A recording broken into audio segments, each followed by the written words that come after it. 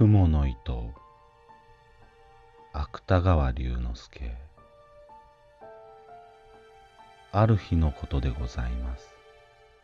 お釈迦様は極楽の蓮池の淵を一人でぶらぶらお歩きになっていらっしゃいました。池の中に咲いている蓮の花はみんな玉のように真っ白で、その真ん中にある金色の髄からは何とも言えない良い匂いが絶え間なくあたりへあふれております。極楽はちょうど朝なのでございましょ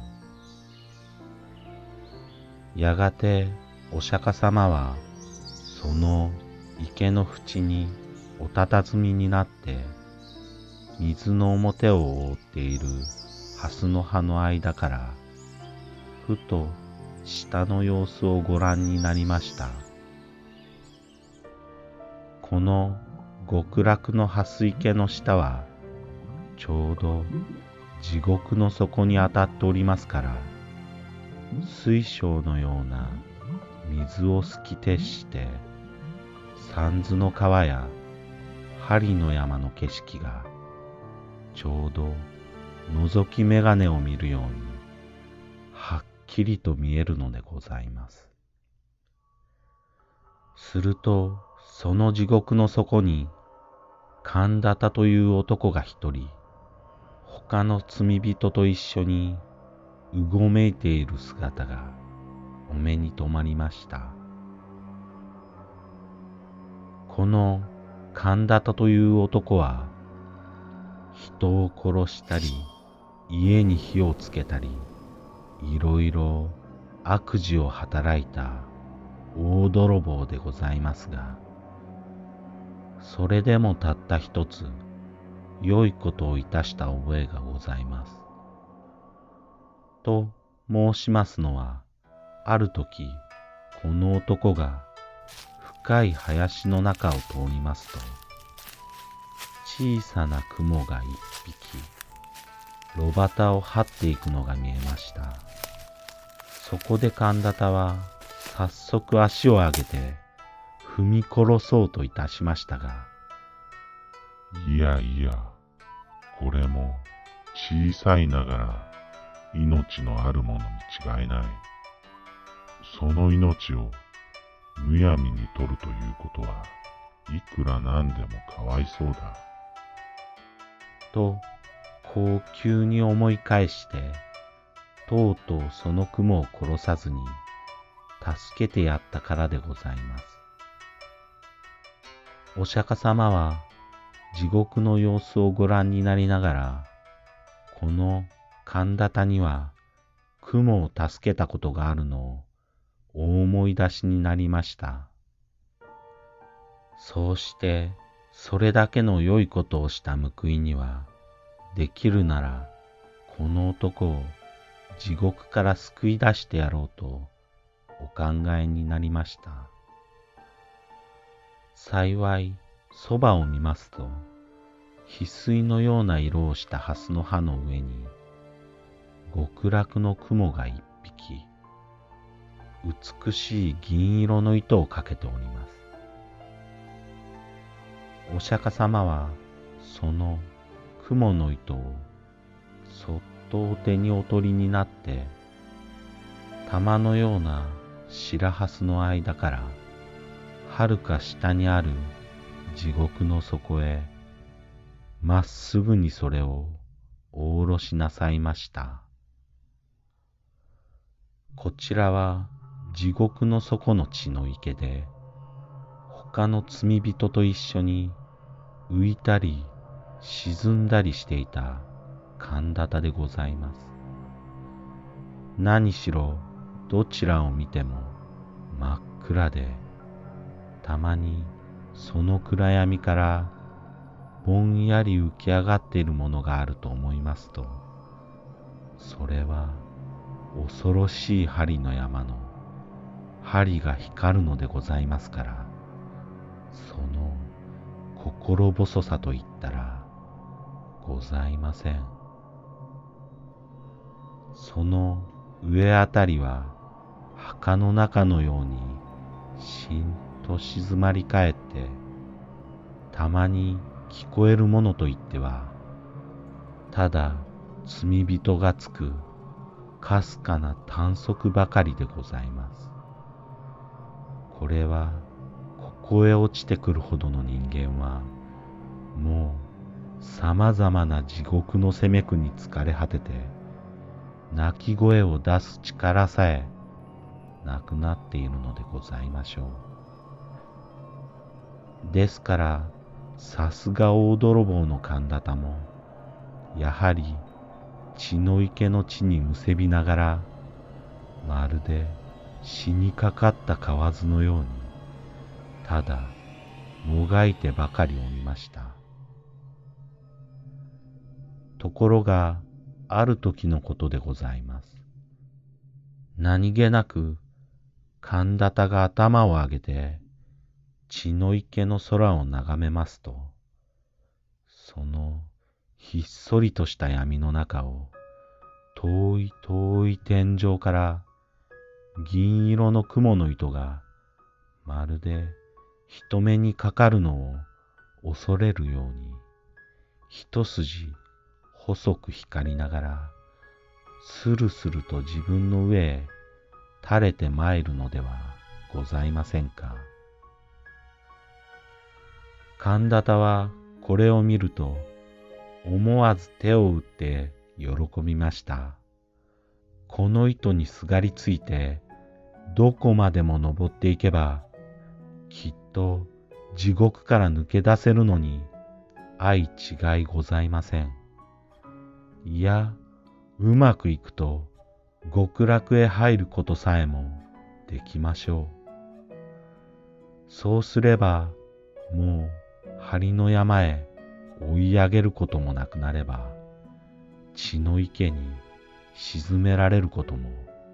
あるはずはございません。こう思いましたから、神田田は早速その蜘の糸を両手でしっかりとつかみながら、一生懸命に上へ上へとたぐり、登り始めました。もとより大泥棒のことでございますから、こういうことには昔から慣れきっているのでございます。しかし、地獄と極楽との間は何万里となくございますから、いくら焦ってみたところで、容易に上へは出られません。ややしばらく登るうちに、とうとう神田田もくたびれて、もうひとたぐりも上の方へは登れなくなってしまいました。そこで仕方がございませんから、まず一休みのつもりで、糸の中途にぶら下がりながら、はるかに目の下を見下ろしました。すると、一生懸命に登った甲斐があって、さっきまで自分がいた血の池は、今ではも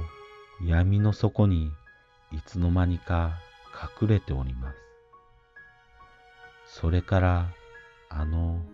ぼんやり光っている恐ろしい針の山も足の下になってしまいました。この分で登っていけば地獄から抜け出すのも存外わけがないかもしれません。神田田は両手を蜘の糸に絡みながら、ここへ来てから何年にも出したことのない声で、閉めた閉めた、と笑いました。ところが、ふと気がつきますと、蜘の糸の下の方には、数限りもない罪人たちが、自分の登った跡をつけて、まるでアリの行列のように、やはり上へ上へ一心によじ登ってくるではございませんか。神田田はこれを見ると、驚いたのと恐ろしいのとで、しばらくはただバカのように大きな口を開いたまま目ばかり動かしておりました。自分一人でさえ切れそうなこの細い蜘蛛の糸がどうしてあれだけの人数の重みに耐えることができましょう。もし万一途中で切れたといたしましたら、せっかくここまで登ってきたこの肝心な自分までも元の地獄へ逆落としに落ちてしまわなければなりません。そんなことがあったら大変でございますが、そういううちにも罪人は何百となく何千となく真っ暗な血の池の底からうようよと這い上がって細く光っている蜘蛛の糸を一列になりながらせっせと登ってまいります。今のうちにどうにかしなければ糸は真ん中から二つに切れて落ちてしまうに違いありません。そこで神田田は大きな声を出して、こら罪人ども、この雲の糸は俺のものだぞ。お前たちは一体誰に聞いて登ってきた？降りろ降りろとわめきました。その途端でございます。今まで何ともなかった雲の糸が急に神田田のぶら下がっているところからぷつりと音を立てて切れました。ですから神田田もたまりません。あっという間もなく風を切ってコマのようにくるくる回りながらみるみるうちに闇の底へ真っ逆さまに落ちてしまいました。後にはただ極楽の雲の糸がキラキラと細く光りながら月も星もない空の中途に短く垂れているばかりでございます。お釈迦様は極楽の蓮池の淵に立ってこの一部始終をじっと見ていらっしゃいましたが、やがて神田田が血の池の底へ石のように沈んでしまいますと、悲しそうなお顔をなさりながらまたぶらぶらお歩きになり始めました。自分ばかり地獄から抜け出そうとする神田田の無慈悲な心が、そうしてその心相当な罰を受けて元の地獄へ落ちてしまったのが、お釈迦様のお目から見ると浅ましくおぼしめされたのでございましょう。しかし極楽の蓮池の蓮は少しもそんなことには頓着いたしません。その玉のような白い花は